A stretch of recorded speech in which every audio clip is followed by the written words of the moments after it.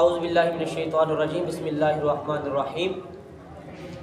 اللہ تعالیٰ نے قرآن مجید میں فرقان حمید میں ارشاد فرمایا وَلِتُكْمِلُوا الْعِدَّةَ وَلِتُكَبِّرُوا اللَّهَ عَلَى مَا هَدَاكُمْ صدق اللہ مولانا العظیم۔ سامعین محترم، جیسا کہ آپ جانتے ہیں کہ رمضان شریف چل رہا ہے، تو چند دنوں کے بعد نماز عید یعنی کہ عید بھی ہم پر آئے گی، تو عید پڑھنے کا طریقہ کار کیا ہے؟ سب سے پہلے دیکھیے، اللہ تعالیٰ نے قرآن مجید فرقان حمید میں ارشاد فرمایا وَلِتُكْمِلُوا الْعِدَّةَ، اے ایمان والو تم عدت کو پورا کرو، روزوں کو پورا کرو۔ یہ جو روزوں کے دن ہوتے ہیں نا، ایام معدودہ، گنتی کے چند دن جو ہوتے ہیں، یہ 29 روزے 30 روزے، ان دنوں میں روزے بھی رکھنے ہیں۔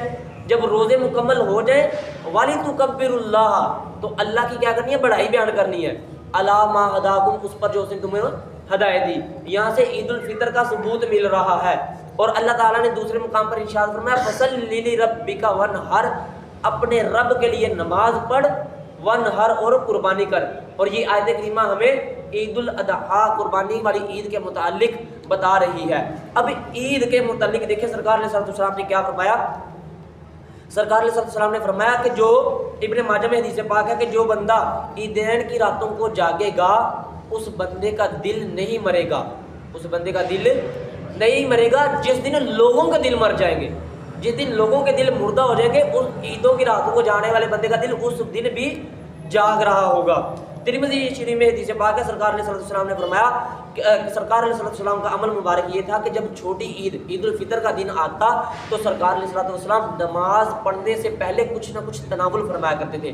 تو آپ لوگوں نے بھی کوشش کرنی ہے کہ جب عید کا دن ہو تو عید کی نماز پڑھنے سے پہلے، دیکھیں نا گھروں میں رواج ہوتا ہے کچھ نہ کچھ میٹھا پکتا ہے، ٹھیک ہے، تو کچھ نہ کچھ کھا کے پھر مسجد کی طرف آنا ہے۔ چھوٹی عید پہ یہ معمول ہوتا ہے، عید الفطر پہ یہ معمول ہوتا ہے کہ عید کی نماز سے پہلے کچھ نہ کچھ کھایا جائے۔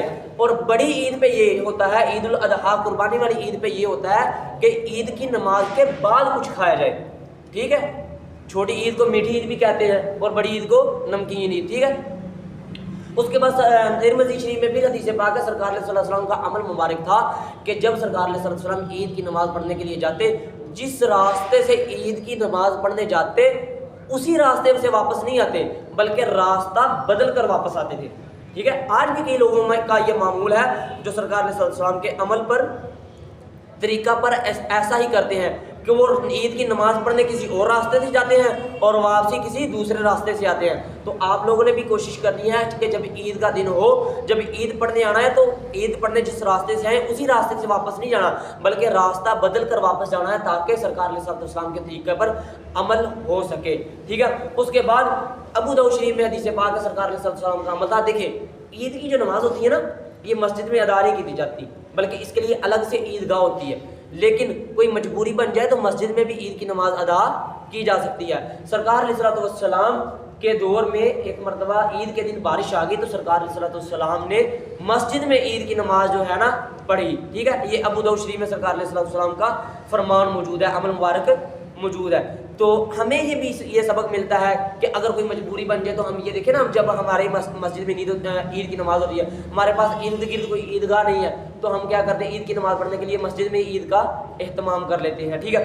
اب سب سے بڑی یہ بات ہوتی ہے کہ عید کی نماز کی رکعتیں کتنی ہیں۔ کوئی بندہ عید کی نماز سے پہلے بھی نوافل پڑھ رہا ہوتا ہے، کوئی بعد میں پڑھتا ہے۔ تو سرکار علیہ السلام کا عمل مبارک یہ تھا کہ سرکار علیہ السلام عید کے دن صرف 2 رکعت نماز ہی پڑھا کرتے تھے، نہ عید کی نماز سے پہلے کچھ پڑھتے تھے نہ عید کی نماز کے بعد کچھ پڑھا کرتے تھے۔ اور اب ساتھ میں ایک سوال یہ اٹھتا ہے کہ عید پڑھنا کن لوگوں پر واجب ہے؟ تو یاد رکھیں اس کی وہی شرائط ہے جو ہم نے جمعہ میں شرائط ذکر کی تھی نا، کہ جمعہ پڑھنا کن کن لوگوں پر فرض ہے۔ جن لوگوں پر جمعہ پڑھنا فرض ہے انہی لوگوں پر، انہی فرضوں کے ساتھ عید کی نماز پڑھنا بھی انہی لوگوں پر کیا ہے؟ فرض ہے۔ سب سے پہلے کیا ہے؟ حریت، بندہ آزاد ہونا چاہیے، ٹھیک ہے۔ مرد پر نماز فرض ہے، عورت پر عید کی نماز نہیں ہے۔ دیکھیں نا آپ، ہم نے دیکھا ہوگا کہ اب جب عید کا دن ہوتا ہے تو عید کے دن عورتیں بھی نماز پڑھنے کے لیے جا رہی ہوتی ہیں، ٹھیک ہے۔ تو ان کو چاہیے کہ وہ عید کی نماز پڑھنے کے لیے نہ جائیں، ان کے لیے اجازت نہیں ہے۔ اس کے بعد تیسرا فرض کیا ہے کہ جس کے لیے عید، جس بندے نے عید پڑھنی ہے اسے عقل بھی ہونی چاہیے، اس کی عقل زائل نہ ہو بلکہ اس کی عقل صحیح سلامت ہو، ٹھیک ہے۔ چوتھے نمبر پر یہ ہے کہ شہر میں اقامت ہو، نمبر 5 پر کیا ہے کہ اس کے بعد بلوغت، وہ بندہ بالغ بھی ہونا چاہیے. جس بندے پر عید کی نماز واجب ہے نا وہ بندہ بالغ ہو، بچے پر عید کی نماز واجب نہیں ہے. ٹھیک ہے، حالت بلوغت. اس کے بعد 6 نمبر پر صحت اتنی ہو کہ حاضر یا جماعت ہو کر نماز پڑھ سکے. ٹھیک ہے. 7ویں نمبر پر یہ ہے کہ نماز پڑھنے کے لیے جب عید کی نماز پڑھنی ہو تو کسی قسم کا خوف نہیں ہونا چاہیے، نہ تو کسی دشمن کا خوف ہو، نہ ہی باران شدت وغیرہ کا خوف ہونا چاہیے. ٹھیک ہے. اس کے بعد عید کی نماز اور جمعے میں کچھ فرق ہے. ہم نے یہ تو کہہ دیا کہ عید پڑھنا انہی لوگوں پر واجب ہے جن پر جمعہ واجب ہے. ٹھیک ہے، جو فرائض جمعے والے ہیں وہی عید کے لیے ہیں، لیکن کچھ فرق بھی ہے. سب سے پہلا فرق یہ کیا ہے کہ عید کی نماز کے لیے جو خطبہ ہوتا ہے نا وہ اس کی شرط ہے، لیکن عید کی نماز کے لیے خطبہ شرط نہیں ہے. ٹھیک ہے، عید کے لیے خطبہ سنت ہے. اگر کسی بندے نے خطبہ نہ سنا تو عید کی نماز ہو جائے گی، لیکن جو بندہ خطبہ نہیں سنے گا تو اس نے بہت برا عمل کیا. اسے چاہیے کہ وہ خطبہ بھی سن کے جائے.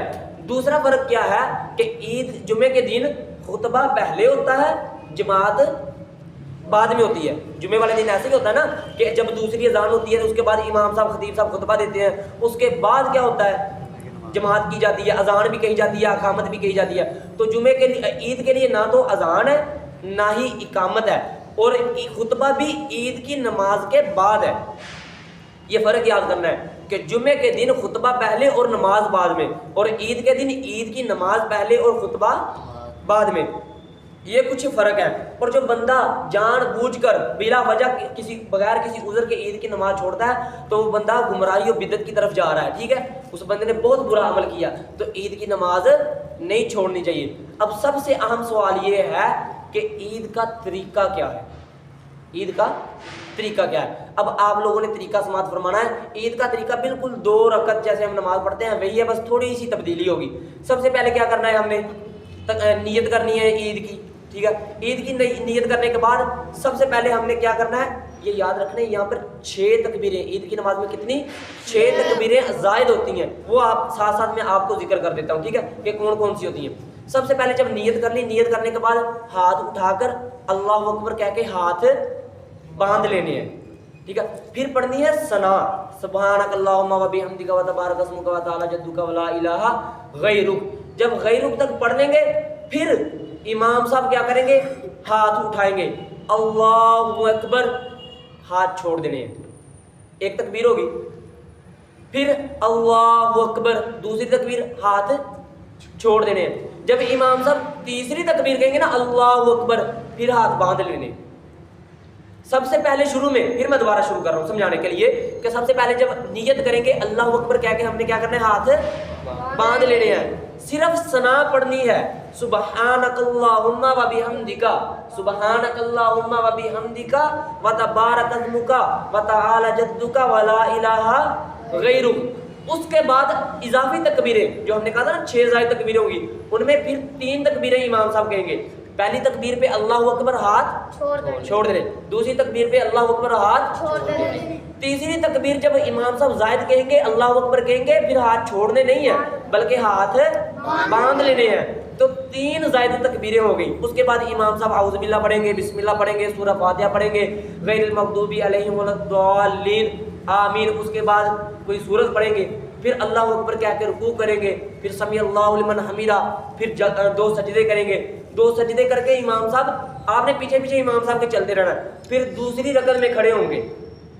دوسری رکعت میں امام صاحب کھڑے ہوتے ہی ہاتھ باندھ لیں گے، کوئی تکبیر نہیں کہیں گے، مطلب ہاتھوں کو کانوں تک نہیں اٹھائیں گے بلکہ ڈائریکٹ دوسری رکعت میں اٹھتے ہوئے ہاتھ باندھ لیں گے. جب ہاتھ باندھ لیے پھر امام صاحب سورہ فاتحہ پڑھیں گے، غیر المغضوب علیہم ولا الضالین آمین، کوئی چھوٹی سورت پڑھیں گے. جب کوئی چھوٹی سورت پڑھیں گے نا اس کے بعد ہم نے کیا کرنا ہے، امام صاحب کہیں گے اللہ اکبر، ہاتھ چھوڑ دینے. ہم نے بھی ہاتھوں کو کانوں تک اٹھانا ہے اور ہاتھ چھوڑ دینے. پہلی تکبیر امام صاحب کہیں گے اللہ اکبر، ہاتھ چھوڑ دینے. دوسری تکبیر اللہ اکبر، ہاتھ چھوڑ دینے. امام صاحب کہیں گے تیسری تکبیر اللہ اکبر، ہاتھ چھوڑ دینے. یہ یاد رکھیں. اب ہم سورہ فاتحہ بھی پڑھ چکے، کوئی چھوٹی سورت بھی ملا چکے. اس کے بعد ہم نے 3 زائد تکبیریں ہاتھ کانوں تک اٹھا کر ہاتھ چھوڑ دینے ہیں. اس کے بعد جب چوتھی تکبیر امام صاحب کہیں گے ہاتھ نہیں اٹھانے بلکہ سیدھا رکوع میں چلے جانا ہے. بلکہ سیدھا رکوع میں چلے جانا ہے اور پھر آگے ساری نماز مکمل کر لینی ہے۔ اب دیکھیں پہلی رکعت میں ثنا پڑھنے کے بعد 3 زائد تکبیریں ہوں گی، کتنی؟ 3۔ اس کے بعد امام صاحب کوئی چھوٹی سورت پڑھیں گے، ٹھیک ہے، سورہ فاتحہ پڑھیں گے، کوئی چھوٹی سورت پڑھیں گے، رکوع کریں گے، سجدے کریں گے، دوسری رکعت میں کھڑے ہوں گے، پھر سورہ فاتحہ پڑھیں گے، کوئی چھوٹی سورت پڑھیں گے۔ اب چھوٹی سورت پڑھنے کے بعد فوراً رکوع میں نہیں جانا، دوسری رکعت میں فوراً رکوع میں نہیں جانا۔ ہم نے کیا کہا تھا کہ زائداً 6 تکبیریں، ابھی تک تو 3 ہوئی تھی، تو لہٰذا دوسری رکعت میں رکوع میں جانے سے پہلے 3 زائد تکبیریں پھر کہی جائیں گی، 3 بار ہاتھ اٹھانے ہیں اور 3 بار چھوڑ دینے ہیں۔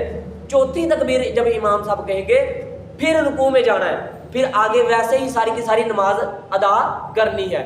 اگر امام صاحب 6 سے زائد تکبیریں کہتے ہیں تو مقتدی کے لیے بھی لازم ہے کہ وہ 6 سے زائد تکبیروں میں امام کی پیروی کرے۔ اگر امام 6 سے زائد تکبیریں کہتا ہے تو مقتدی بھی 6 سے زائد تکبیریں کہے، لیکن 13 تکبیروں سے زائد تکبیریں کہنے کی اجازت مقتدی کو نہیں ہے کہ مقتدی 13 تکبیروں تک امام کی پیروی کرے، اس سے زائد میں پیروی نہ کرے، ٹھیک ہے۔ اس کے بعد اگر عید الفطر پڑی ہے تو راستہ بدل کر گھر کو جانا ہے، ٹھیک ہے، اور سب احباب کو گلے ملنا ہے، ٹھیک ہے۔ جیسے یہ مسجد میں ایک ہوتا ہے نا کہ لوگ نماز پڑھتے ہیں، نماز پڑھنے کے بعد خطبہ سنتے ہیں، خطبہ کے بعد دعا شریف ہوتی ہے، دعا کے بعد پھر کیا ہوتا ہے کہ سارے جو دوست احباب ہوتے ہیں آپس میں ایک دوسرے کو مل رہے ہوتے ہیں، ٹھیک ہے۔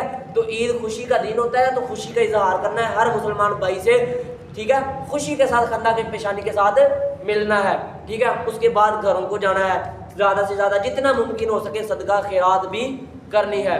دعا ہے کہ اللہ تعالی ہمیں ان مسائل پر عمل کرنے کی توفیق عطا فرمائے۔